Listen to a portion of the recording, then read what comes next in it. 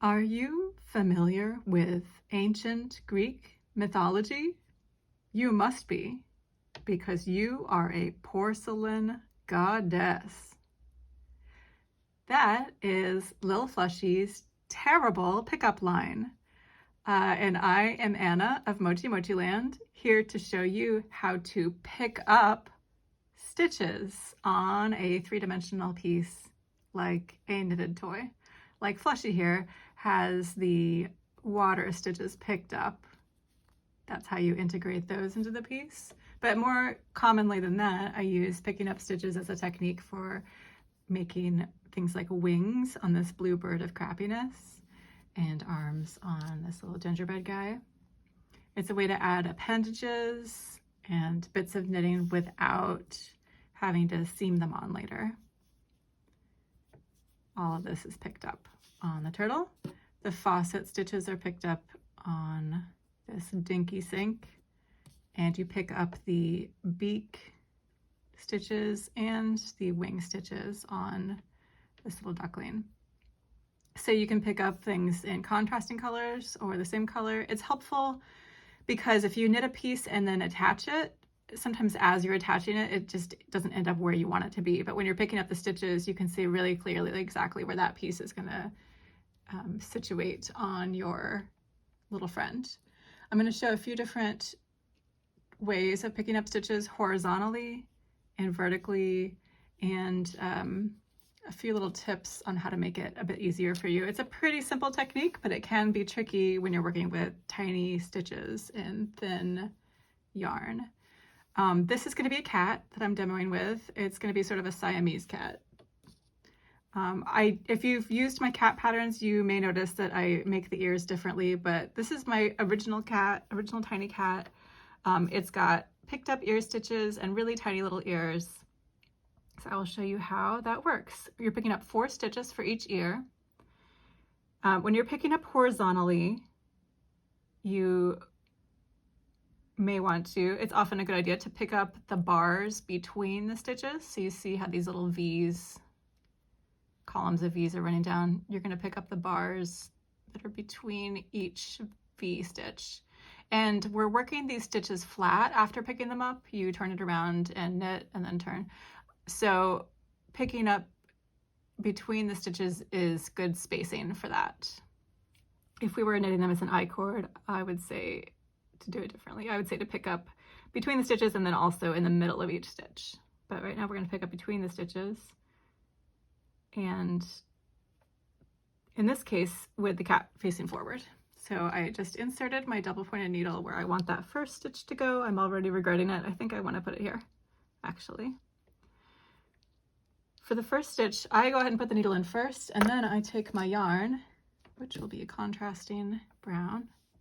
I make a loop over my finger, place it over the needle, and pull this yarn quite tightly as I dip my needle down under the bar and pull the yarn out.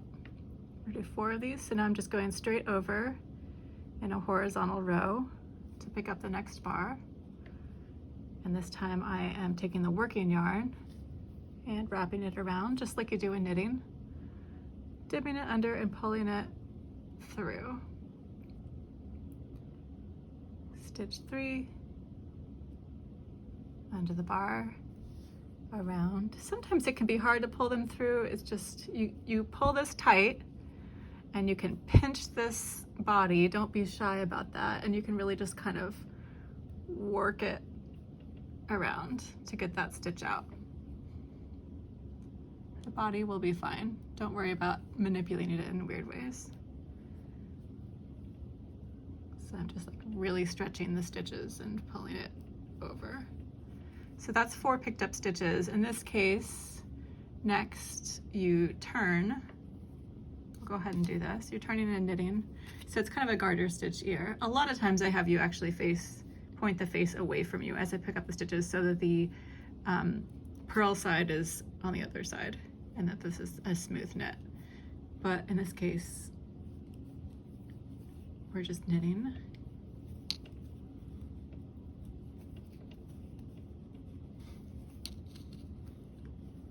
just pull that loose tail and you weave it in later. And this is a knit 2 together twice, and that's all there is to this ear. It's just a little extra something to make a tiny triangle. That's knit 2 together. See, that's a very small little triangle. And I'm going to cut the yarn. Get it on my tapestry needle. And finish it off like that. Whoops.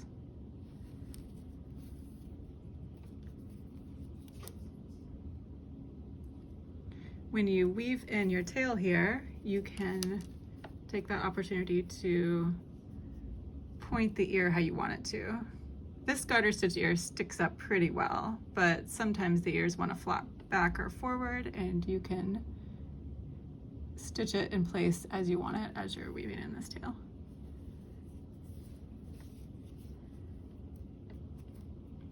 There's a little bit of extra stuffing around here because I was practicing earlier. In this tail, you could just weave it in the body and weave it in a few times so it won't stick out, but just put your needle back in where it came out so you don't make any visible stitches. For the next ear, you want the ears to be symmetrical, but the way you pick up the stitches is not symmetrical because you pick up from right to left always, right? So for the next ear, instead of starting toward the eye, you're starting toward the center of the head. So this can be a little tricky for placement, but you just got to figure out like where's the middle. Okay, this stitch is like just one stitch over, so I'm gonna pick up starting here. Actually, I'm going to show using a crochet hook. So using the double pointed needle can be tricky sometimes to pull that stitch through. You can use a crochet hook to help you. Use a hook that's about the same size as your needles. It's always going to be easier to use a smaller one, I think. So you just hook it under that bar between the stitches. Take your new yarn, make a loop, catch the hook, and then dip it under and pull that yarn out. With the crochet hook, I find that you do have the case of like pulling out the stuffing a little bit more because that hook just wants to hook onto everything. If you dip it under with the hook pointing down, I think that makes it a little bit less likely to catch the stuffing. So that's something you can try if you're using a hook.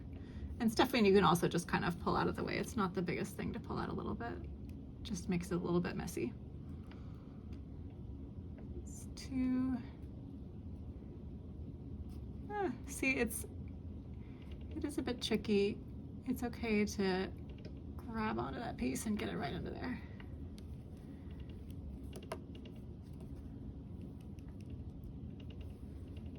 That's 3. Get my last one right under here.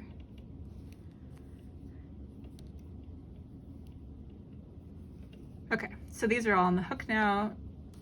To get it on the double pointed needle, you just one by one, slowly, carefully slip them off the hook and onto the double pointed needle.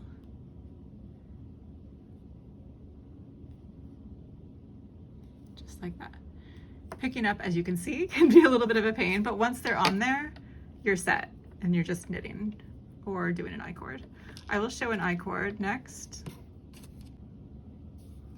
I finished my cat ears and now I'm going to add a cat tail by picking up stitches to knit an I-cord. I'm going to pick up 3 stitches, so I want to find the center. That's about where my middle stitch is going to go. For the I-cord, I'm going to put the stitches close together.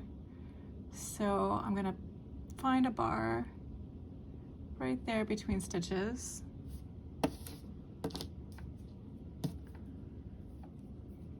Make a loop, place it over my needle, pull tightly and pull it through. You can see here that I picked up a little bit of the yarn that's on the body, and I don't really mind about that. It's not going to be a problem.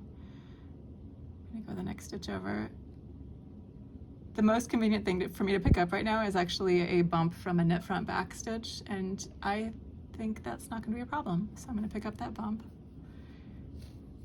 There really aren't too many hard and fast rules with this, or toy knitting in general. I'm going to go just over and I think, yeah, there's a bar right here that I can pick up. And I'm having trouble picking up that bar, so you know what you can do? You can just, I'm going to pick up this leg of this stitch here. So I have picked these up, not according to the rules I set out, but it's not going to matter. I'm going to knit these as an I-cord. They're close together. That's what matters. I'm going to slide the stitches to the right end of the needle to start that I-cord, and I'll just show you a couple rows here. Taking my working yarn, leaving that tail out again. So I slipped that split yarn just right off the needle there.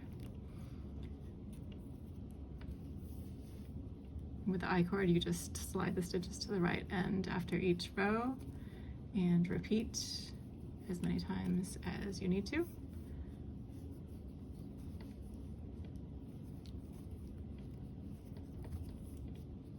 And this will make the tail of the cat.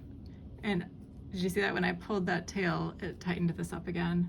I have a weird little loop here, but when you weave in this tail, you just catch that loop and you won't even see it. So there's the cat's tail. Next, I'm gonna show picking up stitches for the duck's bill and wings. The bill is also picking up horizontally. You're gonna pick up the stitches in 2 rows, basically, to work in around. Row might not be the best term, but first I'm picking up 3 stitches down from the eyes, and I want 4 stitches, so I can just kind of count out like 1, 2, 3, 4. That's gonna be right in the center of the face there. So I'll start here. Oops, I'm getting pieces everywhere. Make my loop, loop it over, picking up 4 stitches.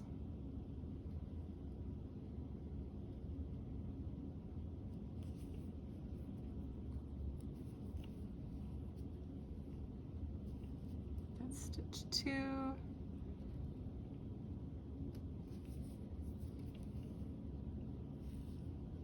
3 and 4.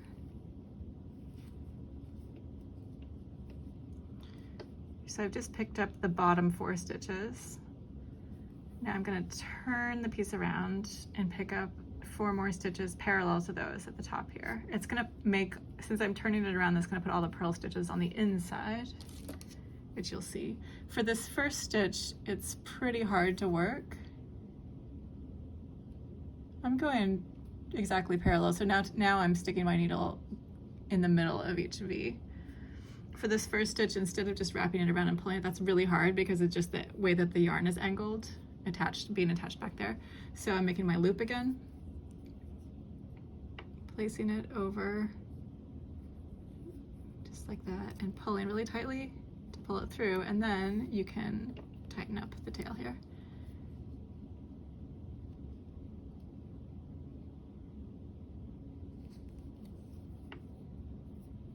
And the rest are a little bit easier.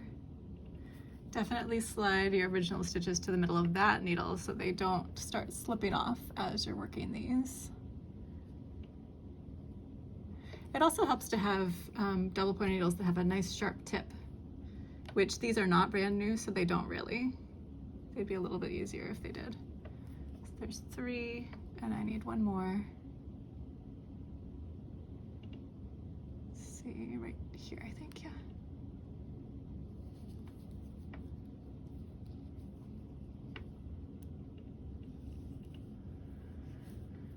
Now I've got 4 and 4, and the next thing that you do in this project is turn it around again, so that working yarn's attached there, and you're working in the round using a 3rd double point needle to knit, and then you just keep going around like that. Now my duck has a bill, And I'm going to pick up stitches for the duck's wing next, and this time I'm going to pick them up vertically. We've been picking up stitches like between the knit stitches, right? And now we're going to turn the piece on the side so that we're parallel, working parallel to the knitting, and pick up on a vertical column of stitches. There's a couple ways to do that. I'm going to pick up 4 stitches here, and I want them to be centered under the head, so that's right about here. Maybe I'll start here. You can insert your needle under a V stitch here. This time I'm using the same color yarn. Loop it over and pull it out from under both sides of the V. And then you go the next one over, which is the next stitch up in that column.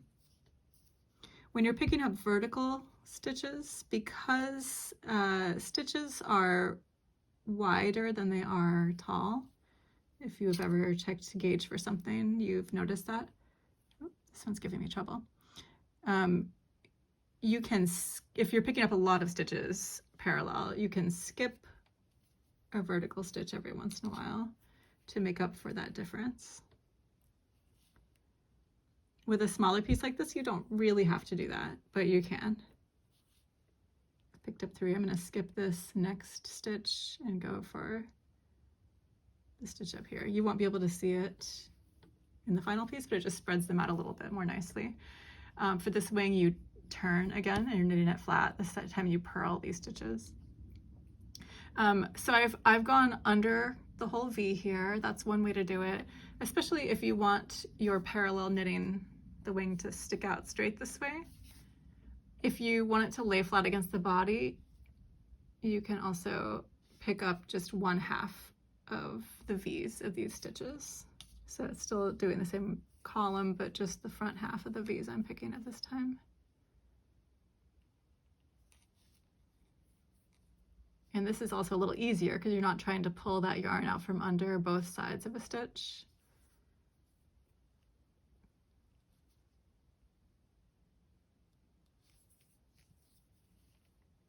So there's my 4 stitches. And then again, like with the cat ears, you have to keep in mind which direction you're picking up. So these wings will be symmetrical, but the way you pick them up is not. For the duck's left wing, I'm starting at the base of the duck and going up to the neck. For the right wing, turn the body this way and pick up starting toward the neck and go in this direction. Right there, go that way. That's about it for picking up stitches on a 3-dimensional piece. Again, I think I said this, but I want to emphasize that don't worry too much about precision. It mostly won't really be visible in the end, and toys are so forgiving when you weave in loose ends. You can kind of fix a lot of inconsistencies. So it can be a great addition to your tool set. I hope you enjoyed this. Thank you. Bye-bye. I really think we could be bowl mates.